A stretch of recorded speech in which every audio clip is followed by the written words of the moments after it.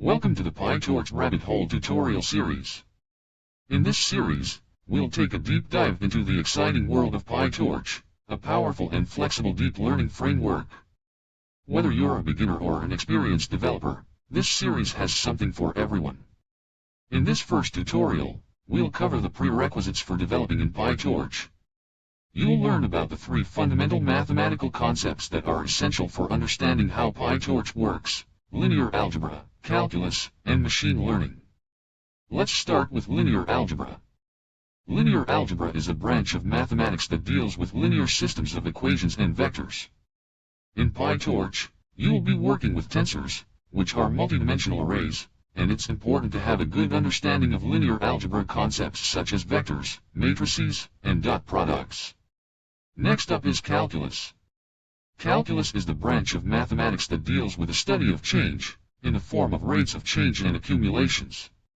In machine learning, calculus is used to optimize models, and it's essential for understanding gradient-based optimization algorithms like gradient descent. Understanding calculus will help you understand how pyTorch optimizes models and how to fine-tune your models for improved performance. Last but not least, we have machine learning concepts. Machine learning is a subfield of artificial intelligence that focuses on the development of algorithms and models that can learn from data and make predictions. In pyTorch, you'll be building and training machine learning models, so it's important to have a good understanding of machine learning concepts such as supervised learning, unsupervised learning, and reinforcement learning. Understanding these concepts will help you understand the different types of models that can be built in pyTorch and how to select the right model for your data. In summary, a solid understanding of linear algebra, calculus, and machine learning concepts is crucial for developing in pyTorch. While it's not strictly necessary to be an expert in these subjects, having a basic understanding of them will help you get up to speed more quickly and enable you to build more complex models. To practice what you learn in this pyTorch Rabbit Hole tutorial series, you can use a variety of hardware and software options. Here are a few suggestions. PC. If you have a PC with a dedicated GPU, you can install pyTorch on your local machine and run your models on the GPU for faster training. You will need to install a recent version of Python and pyTorch, and you can use a Python IDE such as Anaconda, Jupyter Notebook, or PyCharm to write and run your code.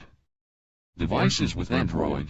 If you have an Android device, you can use an app such as Colab to run your pyTorch models in the cloud. Colab provides access to free GPUs and TPUs, and you can run your models on these high-performance devices without having to set up a local machine.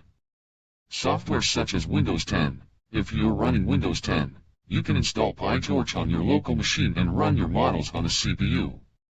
You will need to install Python and pyTorch, and you can use a Python IDE such as Anaconda, Jupyter Notebook, or PyCharm to write and run your code. Web-based applications such as Google Notebook. If you prefer to work in the cloud, you can use a web-based application such as Google Colab or Kaggle to run your pyTorch models. These platforms provide access to free GPUs and TPUs, and you can write and run your code in a Jupyter Notebook environment. No matter which option you choose, you can practice what you learn in this tutorial series by following along with the tutorials and working on your own projects.